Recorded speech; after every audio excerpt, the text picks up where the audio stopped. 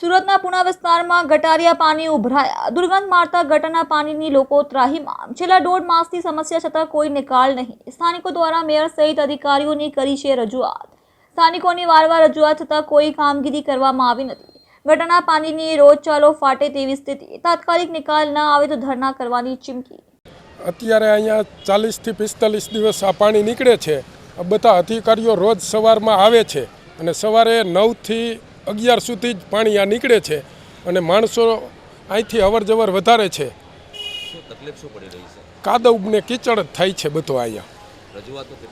રજૂઆતો તો બધાને રજૂઆત કરી છે। રોજ અધિકારીઓ આવે છે, ફોટા પાડે છે અને આશ્વાસન આપે છે, પણ આનું કાંઈ નિરાકરણ થતું નથી।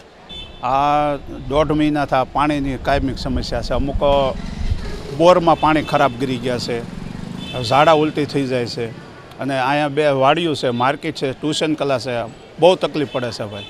કેટલી રજૂઆતો કરી છે? અરે અનેક જગ્યાએ ભાઈ, જ્યાં ઠેઠ મેયર સીકે રજૂઆત કરી છે, શાસક પક્ષના પદ અધિકારીઓને, વિરોધ પક્ષવાળાને, બધાને, વિરોધ પક્ષના નેતાને।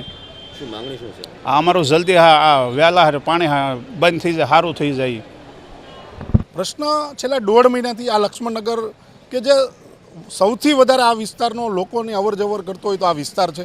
બંને સોસાયટીનો વાડીઓ પણ અહીંયા આવેલી છે, ટ્યુશન ક્લાસ આવેલા છે અને ખાસ કરીને અહીંયા સાડીઓનું માર્કેટ છે, એટલે બહેનોની ખૂબ માત્રામાં અહીંયા અવર જવર થતી હોય અને છેલ્લા 1.5 મહિનાથી આ ગંદકીની અંદર આ લોકો અહીંયા અવર જવર કરે છે। સોસાયટીના પ્રમુખ અને આગેવાનો દ્વારા મને જાણ કરવામાં આજે અમે સ્થળ પર આવ્યા, સ્થળ પર તપાસ કરી તો આ જે પરિસ્થિતિ ખૂબ વિકટ પરિસ્થિતિ છે, કારણ કે સીધો લોકોના આરોગ્ય સાથે જોડાયેલો પ્રશ્ન છે। અધિકારીઓ આવે છે, જોવે છે અને જોઈને જતા રહે છે, પણ આ પ્રશ્નનું નિરાકરણ આવતું નથી। તો આજે અમે 2 દિવસનો અલ્ટિમેટમ આપવાના છે અને આપના માધ્યમ, મીડિયાના માધ્યમથી પણ અમે કહીએ છીએ કે 2 દિવસની અંદર જો આનો અંત નહીં આવે, આ લોકોને આ જે પ્રશ્ન છે એમાંથી મુક્તિ નહીં મળે તો અમે ધરણા પ્રદર્શનો કરી અને જે કોઈ પણ લોકોની તકલીફો છે, હાલાકીઓ છે, એમાંથી અમને છુટકારો અપાવીશું।